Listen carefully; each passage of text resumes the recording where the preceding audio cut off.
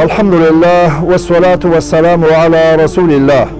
تر حمد صلاة او سلام وروسته تر محمدي بعثت د مخه د نړۍ وضعیت په شپږمه میلادي پیړۍ کې بې له اختلافه شپږمه عیسوي پیړۍ د انساني تاریخ تیاره پیړۍ ده. د انسانیت زوال او زولتیا انتها ته رسېدلې وه. دا وخت داسې څوک نه و چې لوېدلي او تباه شوي بشریت ته نجات ورکړي. قرآن عظیم الشان د بشریت د تباهۍ وضع ته د اشارې په طرز کې داسې فرمایي: واذكروا نعمة الله عليكم إذ كنتم أعداء فألف بين قلوبكم فأصبحتم بنعمته إخوانا. د الله نعمت یاد کړئ کله چې تاسو په خپلو منځونو کې په دښمنۍ اخته وئ، نو الله تعالی د خپل پیغام قرآن له امله تاسې ورونه وګرځولئ. دغه وخت درې لویې وچې اسیا، افریقا او اروپا وې. په شرق کې ایرانیان او په غرب کې رومیان په سیاسي لحاظ د قومونو سیاسي واکدارانو. هغه مهال مذهبونه دینونه د لوبو آلې وې. د غرب خلکو مخکې او اوس هم عیسی علیه السلام د الله تعالی زوی باله. ایرانیانو د اور عبادت کاو. عرب او د هند خلک بتپالو.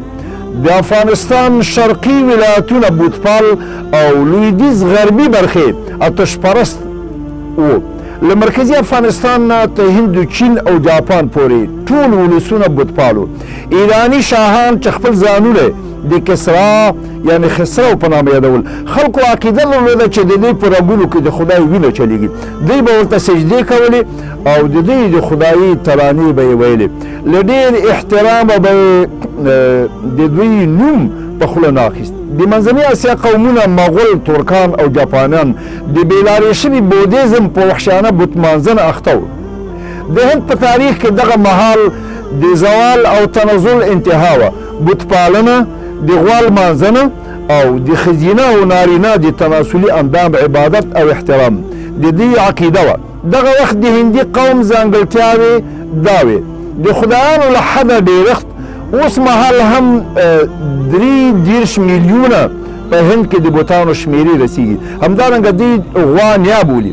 د جنسي غوښتنو، شهوت پرستۍ، بحراني کیفیت او طبقاتي ویش، براهمن مذهبي پیشوان، چتري جنګیالي، ویش کاریګر او زراعت پیشه خلک، شودر، جاروکخ او د تنظیفاتو مسؤلین.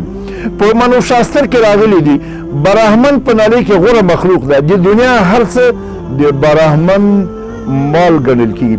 په هندي قوم کې د ښځې مقام دا و چې د میړه عبادت وکړي او د میړه د مړینې په 40مه ورځ ورسره په اور کې یو ځای ځان وسوځوي.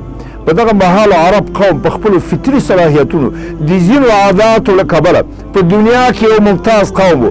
د ژبې فصاحت، بلاغت، میړانه، زړورتیا، ازادي او عفت ورته ګرانو. د قوي حافظې څښتنان، میلمهپال، د ساده ژوند څښتنان، له تکلیفونو سره اموخته، وفادار او په امانت کې بېساری قوم و.